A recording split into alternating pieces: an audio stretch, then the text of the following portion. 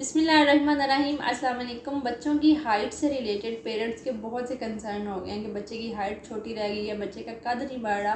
तो आज की वीडियो में बात करूंगी कौन से ऐसे बॉडी के इनसाइड और आउटसाइड फैक्टर्स हैं जो बच्चों की हाइट को बढ़ने में सपोर्ट करते हैं। सबसे पहले बात करते हैं वो कौन सी बेस्ट एज है जिसमें बच्चों की हाइट इंक्रीज़ हो रही होती है। जब बच्चा पैदा होता है उससे लेकर 18 साल की उम्र तक बच्चे की हाइट में इंक्रीज़ आ रहा होता है, लेकिन जो सबसे क्रूशियल टाइम है जो सिग्निफिकेंटली बच्चों की हाइट में इंक्रीज़ आता है वो उनका प्यूबर्टी का पीरियड होता है। बच्चियों का प्यूबर्टी का पीरियड डिफरेंट होता है और लड़कों का प्यूबर्टी का टाइम पीरियड डिफरेंट होता है। लड़कियों का प्यूबर्टी का टाइम पीरियड जल्दी स्टार्ट हो जाता है। 8 से 13 साल की उम्र में लड़कियां प्यूबर्टी के फेज़ में एंटर हो जाती हैं, जबकि लड़कों का puberty time period let start होता है। वो 9 से 14 साल की उम्र में लड़के प्यूबर्टी के टाइम पीरियड में एंटर होते हैं। इसीलिए लड़कियों का जो मैक्सिमम हाइट में इंक्रीज़ आता है वो 11 से 12 साल की उम्र में आ जाता है और लड़कों की हाइट में मैक्सिमम इंक्रीज़ 13 से 14 साल की उम्र में आता है। कद के बढ़ने की बेस्ट एज ब्रैकेट का तो पता चल गया, लेकिन कद बढ़ने के पीछे साइंस क्या है।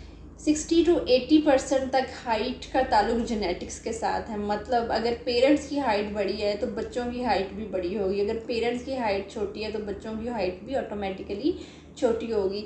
हमारी बॉडी में कुछ ग्रोथ हार्मोन्स होते हैं जो कि हेल्प करते हैं हाइट को इंक्रीज़ करने में। हमारे ब्रेन के पिछले हिस्से में एक पिट्यूटरी ग्लैंड मौजूद होता है जो कि रिलीज़ करता है ग्रोथ हार्मोन को। इसी तरह हमारा लिवर एक इंसुलिन लाइक ग्रोथ हार्मोन को रिलीज़ करता है। ये दोनों हार्मोन्स मिलकर ग्रोथ प्लेट्स को स्टिमुलेट्स करते हैं। ग्रोथ प्लेट्स क्या होते हैं?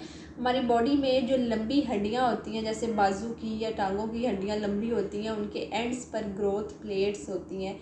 ये दोनों हार्मोन उन ग्रोथ प्लेट्स को स्टिमुलेट करती हैं और वो ग्रोथ प्लेट्स पहले नरम हड्डी में तब्दील होते हैं और उसके बाद उससे एक प्रॉपर हड्डी की फॉर्मेशन हो जाती है जो कि हमारी हाइट को इंक्रीज़ करने में हेल्प करते हैं। ग्रोथ प्लेट्स की स्टिमुलेशन का ये प्रोसेस थ्रू आउट प्यूबर्टी तक चलता है। प्यूबर्टी के बाद ये प्रोसेस स्टॉप हो जाता है। बच्चे की पैदाइश से लेकर 18 साल की उम्र तक ग्रोथ हार्मोन का बड़ा अहम रोल होता है। एक तो वो आपके मेटाबॉलिज्म को भी रेगुलेट कर रहा होता है और उसके साथ हाइट को इंक्रीज़ कर रहा होता है। और जैसे ही बच्चे प्यूबर्टी के टाइम फेज़ में आते हैं, लड़कियों में एस्ट्रोजन हार्मोन बनना स्टार्ट हो जाता है और लड़कों में टेस्टोस्टेरोन हार्मोन की प्रोडक्शन स्टार्ट हो जाती है। उसी तरह ग्रोथ हार्मोन की प्रोडक्शन में भी इंक्रीज़ आ जाता है, क्योंकि ग्रोथ प्लेट्स में जितनी मैक्सिमम उन्होंने हाइट गेन करनी होती है वो अपने प्यूबर्टी के टाइम पीरियड में गेन कर लेते हैं और उसके बाद वो क्लोजर की तरफ चला जाता है ये सारा मामला। प्यूबर्टी में जब बच्चियों में एस्ट्रोजन हार्मोन की प्रोडक्शन स्टार्ट हो जाती है तो ये ग्रोथ हार्मोन के साथ मिलकर बोन ग्रोथ को रैपिडली इंक्रीज़ करता है। इसी तरह जब लड़कों में टेस्टोस्टेरोन हार्मोन की प्रोडक्शन स्टार्ट हो जाती है तो ये उनके मसल मैस में और बोन ग्रोथ को रैपिडली इंक्रीज़ करने में फैसिलिटेट करता है। And as compare to girls, लड़कों में हाइट में इंक्रीज़ ज़्यादा तेज़ी से आता है। एक स्टडीज़ के मुताबिक जो पीक टाइम होता है प्यूबर्टी का जिसमें ग्रोथ इंक्रीज़ हो रही होती है, लड़कों की हाइट 4 इंचज़ तक बढ़ती है जबकि लड़कियों की 3 इंचज़ तक हाइट उस 1 साल में बढ़ती है। ये थे इनसाइड बॉडी फैक्टर्स जिसमें 60 to 70% genetics, growth hormone, insulin like growth hormone और प्यूबर्टी के टाइम पीरियड में एस्ट्रोजन और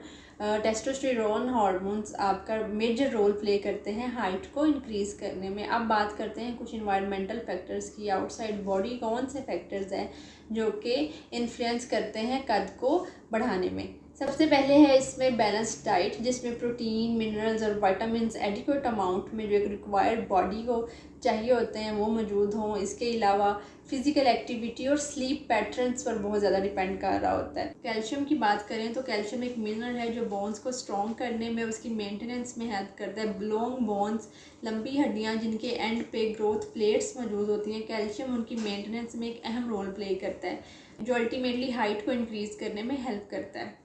हमारी बॉडी का मेजर पोर्शन कैल्शियम का बोन्स और टीथ में स्टोर हुआ होता है। से 8 साल के बच्चे की डेली कैल्शियम की इंटेक 1000 मिलीग्राम होती है, जबकि 9 से 18 साल के बच्चे की डेली इंटेक 1300 मिलीग्राम होती है।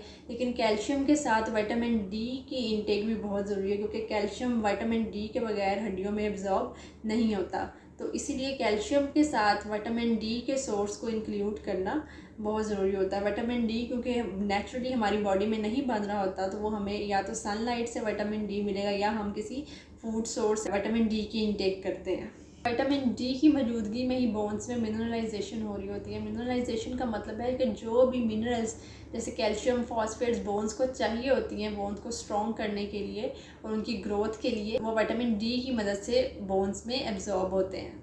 इसके बाद बात करते हैं स्लीप पैटर्न की। ग्रोथ हार्मोन की मैक्सिमम प्रोडक्शन सोते टाइम हो रही होती है, इसलिए बच्चों में रिकमेंडेड स्लीप टाइम 10 से 12 घंटे हैं और टीन में 8 से 10 घंटे की मुकम्मल नींद लाजमी लेनी चाहिए।